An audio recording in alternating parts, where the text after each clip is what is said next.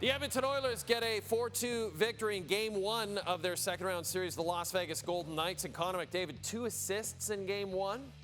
He's the second fastest player ever to record 90 career playoff assists, behind only Wayne Gretzky. Here, joining us from Las Vegas before he heads out for a night on the town. Well-deserved, by the way. It's our Edmonton Bureau Chief, Ryan Rishaug.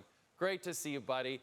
So the Oilers, another third-period resurgence allows them to steal Game 1. How did the effort in the second period, Ryan, set the table for that third-period comeback? Yeah, it was a heck of a period, Jay. Just one shot on net for the Vegas Golden Knights, right? And the thing to remember about the Oilers, they're comfortable being down in games. They keep doing it to themselves. They're constantly trailing by a couple of goals, and they're comfortable for whatever reason in that situation. And so they really just got to their game, right? They got forechecking. Their neutral zone got locked down. Connor McDavid shot out of a cannon in that first shift, and they made something happen off the rush. So they started getting things going off the rush. The offense started to flow. It took a little bit for them to get going. It did in this game. It wasn't ideal in the early going, but then they started snapping it around like we're used to seeing them snap it around. And then you see Connor Brown, so good late in the LA series. Depth players once again coming through for them. They had to be patient. They got to their game, Jay, and the game that they played at even strength tonight was really, really solid. That's the formula to beating Vegas at even strength. 5 consecutive comeback victories in a single postseason. That, ladies and gentlemen, is a brand new Stanley Cup playoffs record. Leon Draisaitl got the ball rolling, Ryan, but it was depth scoring that allowed Edmonton to win Game 1. Who impressed you? Yeah, well, we just saw some of those depth scorers, right? Connor Brown with a big one at the end, Zach Hyman in particular. But I'm not just going to focus on the scorers, Jay. I want to talk about contributions from other players. And one guy that deserves mention tonight is John Klingberg. Look, he made a great pass on the Zach Hyman goal. Here it comes right through the middle of the ice. That was nice, but I'm here to tell you, Jay, he made 7 or 8 passes in the previous 5 or 6 minutes of this game. He is moving the puck brilliantly right now. And when you think about, Mattias Ekholm not being available for the Oilers, who steps up?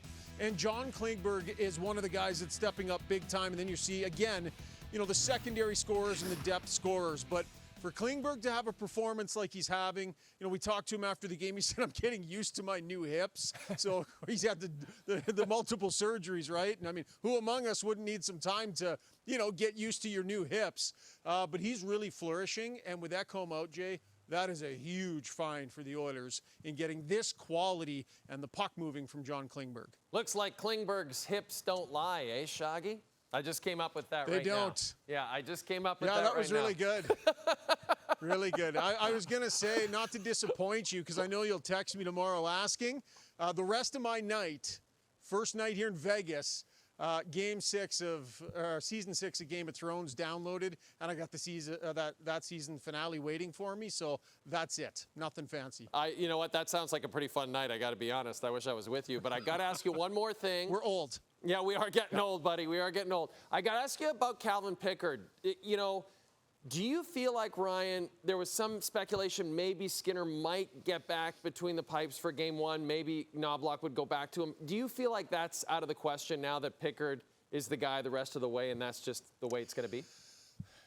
Yeah, I know why you're asking that question, Jay. I didn't buy that speculation for a single second. To me, it would have made zero hockey logic to make that switch. I don't think they even realistically considered it. Calvin Pickard won 4 consecutive games to help his team get out of the first round. You're not making that change. So while I get there was some chatter about it, he got the job done. Just like he got the job done tonight, right? Wasn't perfect, but it was a Calvin Pickard style win. And when it was 2-0, Calvin Pickard did not give up the 3-0 goal. He was clutch in those moments. He's finding a way to get it done, Jay. They rely on him. They love him in that room. He's clutch.